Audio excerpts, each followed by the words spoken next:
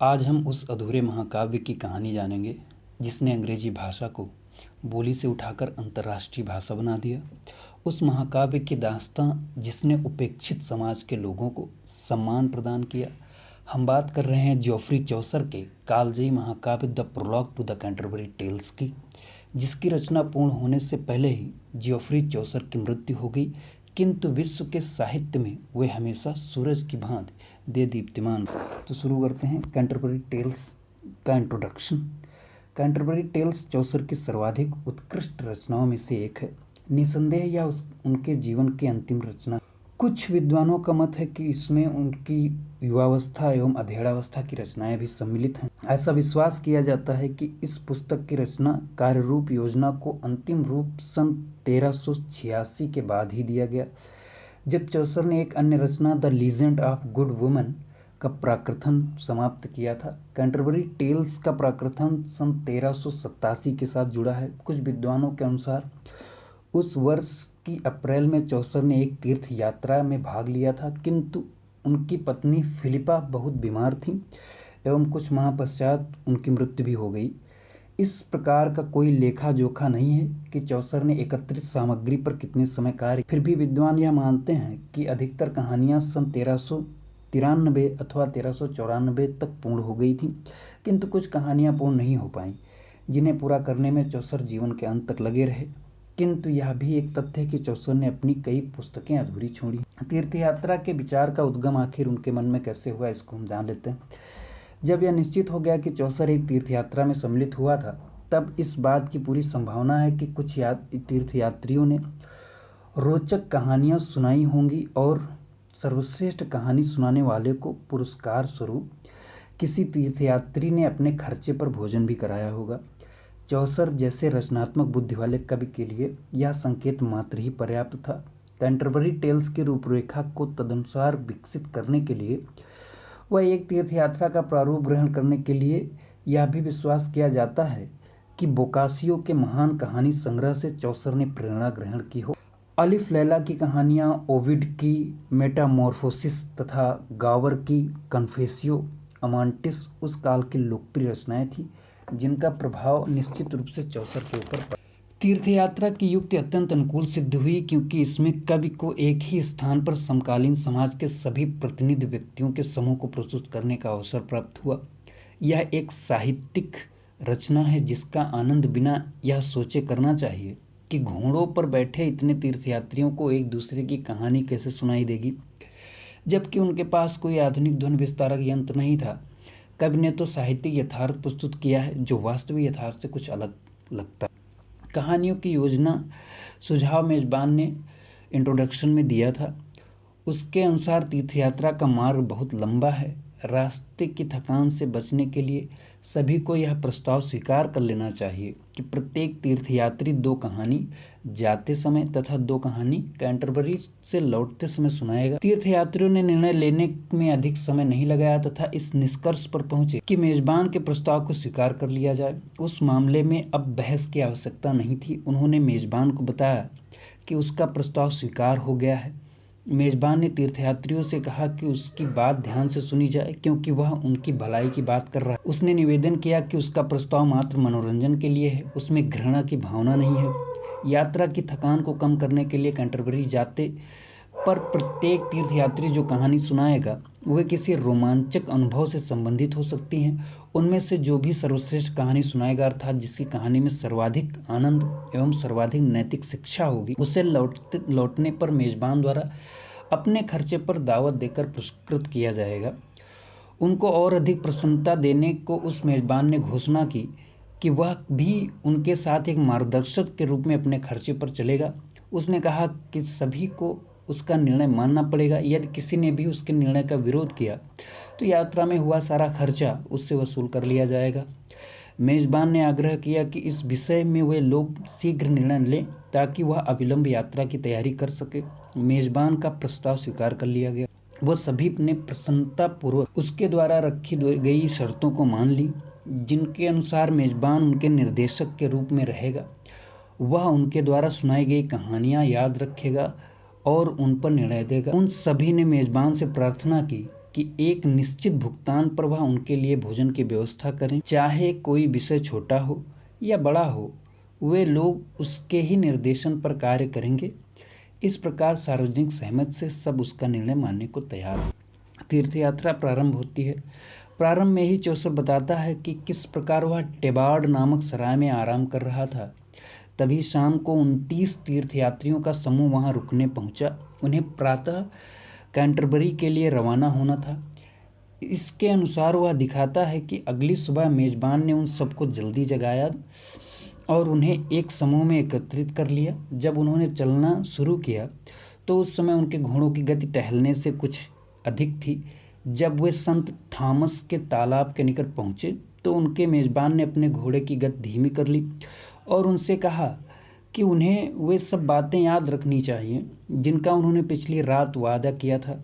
मेजबान ने कहा कि वे लोग निर्णय कर लें कि सबसे पहले कौन कहानी सुनाएगा। इस मध्य वह शराब पिएगा। उसने तीर्थयात्रियों को याद दिलाया कि उनमें से किसी को उसके निर्णय को नकारने का अधिकार नहीं है, अन्यथा उसे रास्ते में आया सारा खर्चा चुकता करना पड़ेगा। मेजबान ने कहा कि वह सब पासे फेंक कर देख लें, जिसके अंग कम हो वह पहले कहानी सुनाए। उसने मुख्य भिक्षुणी, ऑक्सफोर्ड के विद्वान तथा शूरवीर आज सभी से संकोच त्याग कर इस पासे के खेल में भाग लेने को कहा। तुरंत उन सभी यात्रियों ने अपना भाग्य आजमाया और पहली कहानी सुनाने की जिम्मेदारी शूरवीर पर आई। यह जानकर सभी बहुत प्रसन्न हुए। योजना के अनुसार उचित यही था कि शूरवीर अपनी कहानी प्रारंभ करे। एक आज्ञाकारी व्यक्ति होने के कारण उसने कहा कि ईश्वर के नाम पर वह अपनी कहानी प्रारंभ करेगा। मेजबान ने तीर्थयात्रियों से कहा कि रास्ते में घुड़सवारी करते समय वे उसकी कहानी पर ध्यान दें। अत्यंत उत्साहपूर्वक उसने कहानी कहना शुरू किया। कवि कहता है कि शूरवीर की कहानी पर सभी लोग ध्यान दें। अब देख लेते हैं चौसर के तीर्थयात्री कौन कौन से थे। चौसर के सभी तीर्थयात्रियों के उद्गम का प्रारूप अभी तक ज्ञात नहीं है। शूरवीर अथवा पादरी फ्रांस एवं इंग्लैंड के मध्यकालीन युगीन साहित्य में इतने अधिक लोकप्रिय पात्र थे कि किसी एक उद्गम की आवश्यकता नहीं है। इसके अतिरिक्त चौसर पात्रों को इतनी विशदता से प्रस्तुत करता है कि वास्तविक जीवित मनुष्यों के भांति मन पर अपना प्रभाव छोड़ते हैं। यद्यपि कवि ने उनके मात्र शब्द चित्र प्रस्तुत किए हैं, इस बात पर कौन विश्वास करेगा कि वे वास्तविक जीवन से नहीं लिए गए हैं। उदाहरण के चौसर ने मेजबान के रूप में हैरी बेली को प्रस्तुत किया है। इसके मूल में हेनरी बेली नामक साउथ वार्क की एक सराय का मालिक हो सकता है। वह उस क्षेत्र का सांसद भी रहा होगा। अन्य पात्रों के विषय में विद्वान रोचक जानकारियां उपलब्ध कराता है। उदाहरण के लिए मैडलिन नाम के एक जलपोत का पीटर रिशंडन नाम का स्वामी था। इसी प्रकार टॉमस पिंच बैक का हुलिया सार्जेंट एट लॉ से मेल खाता है। किंतु इन गिने चुने पात्रों से यह स्पष्ट नहीं होता कि चौसर के सभी पात्रों के प्रेरणा के उद्गम समकालीन समाज में मौजूद थे। चौसर की रचनात्मक कल्पना इतनी क्रियाशील थी कि वह अवास्तविक को भी वास्तविक के रूप में प्रस्तुत कर सकता है। इंट्रोडक्शन देख लेते हैं। ऐसा माना जाता है कि प्रोलॉग सन 1387 के आसपास तैयार की गई थी। एक विचार ये भी है कि चौसर ने समय समय पर इसमें परिवर्तन किए थे। उदाहरण के लिए रीव, मिलर, समनर, पार्डनर तथा म्युनिसिपल के चरित्र बाद में जोड़े गए थे। एक महान आलोचक मिस हैमंड के अनुसार वाइफ ऑफ बाथ का चरित्र बाद में जोड़ा गया था। मिस्टर सी कैम्पडन के अनुसार गिल्समैन के चरित्र भी बाद में जोड़े गए। संभवतः इस कारण से भी चौसर कैंटरबरी टेल्स पूरी नहीं कर पाया, क्योंकि वह पात्रों की संख्या बढ़ाता रहा था। योजना के अनुसार प्रत्येक पात्र के लिए 4 कहानियां आवश्यक थीं और ये कहानियां भी सर्वाधिक आनंद देने वाली होनी चाहिए थी। समस्या यह था कि पात्र को अपने चरित्र के अनुसार ही कहानी सुनाना स्वाभाविक लगता और यह कार्य आसान नहीं था। तो कुछ कैरेक्टर्स के बारे में देख लेते हैं। पहला जो कैरेक्टर बताया गया है वो है नाइट का। नाइट यानी एक शूरवीर। यह शूरवीर का काल जिसमें शूरवीर को सर्वाधिक महत्व प्राप्त था। उस शूरवीर की प्रशंसा करते हुए कवि उसके महान गुणों के विषय में बताता है। वह एक आदर्श व्यक्ति था जो दूसरे शूरवीरों का योग्य बनने की प्रेरणा देता था। वह शूरवीर योग्य था क्योंकि उसकी आस्था शूरवीरता, सत्य, सम्मान, स्वतंत्रता एवं शालीनता में प्रारंभ से थी। उसने अपनी योग्यता धार्मिक युद्धों में भी सिद्ध की थी। ईसाई और गैर ईसाई देशों में युद्ध करने को उसने दूर दूर के युद्ध स्थलों की यात्रा की थी। प्रत्येक स्थान पर उसकी योग्यता के लिए सम्मान किया जाता था। उसने लगभग सभी प्रसिद्ध युद्धों में भाग लिया था। प्रशिया के में उसे मुख्य अतिथि बनाया गया था, जब सभी ईसाई देशों ने उन ईसाई शूरवीरों का सम्मान किया था जिन्होंने अलेक्जेंड्रिया, लिथुएनिया व रूस में विजय दिलवाई थी। उसने ग्रेनाडा, अल्जेसिरास, बेनमारिन, आयास तथा अदालिया के युद्धों में भाग लिया। उसने महासागर के निकट भी युद्धों में भाग लिया था। इस योग्य शूरवीर ने 15 घातक युद्धों में भाग लिया था।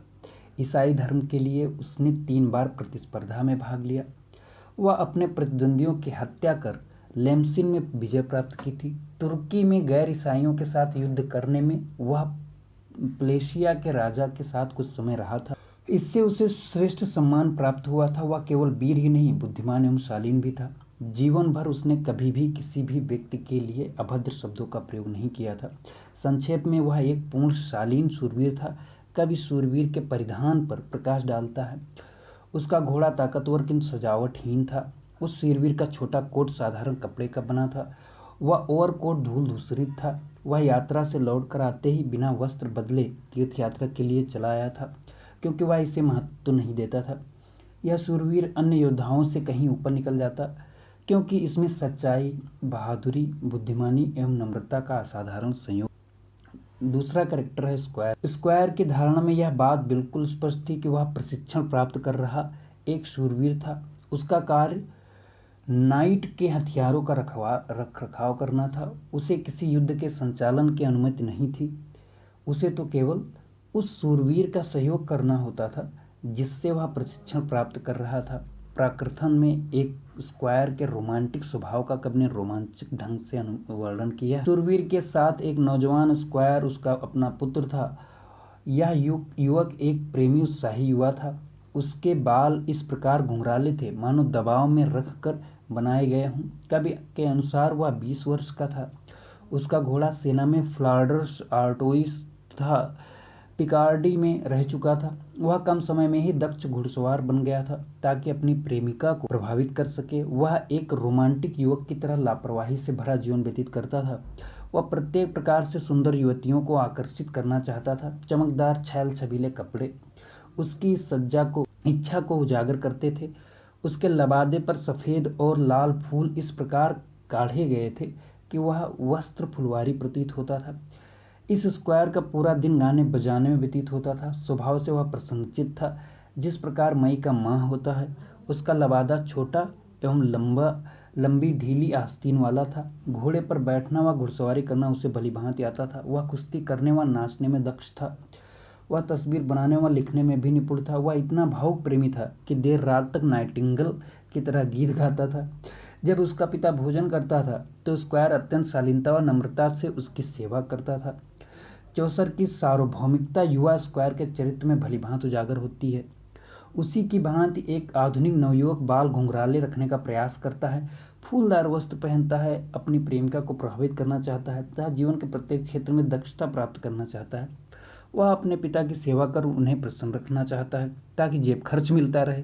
यहाँ पर कभी उस काल की कलात्मक उत्कृष्टता पर प्रकाश डालता है कि उस स्क्वायर के लबादे पर इतनी शानदार कशीदाकारी थी कि बनाए गए फूल वास्तविक प्रतीत होते थे। संभवतः इसी कारण से सिले सिलाए वस्त्रों के कुटीर उद्योगों ने पूर्व स्थापित बड़े औद्योगिक घरानों को पीछे छोड़ दिया था, जिनके वस्त्रों में विविधता एवं कलात्मकता का अभाव था।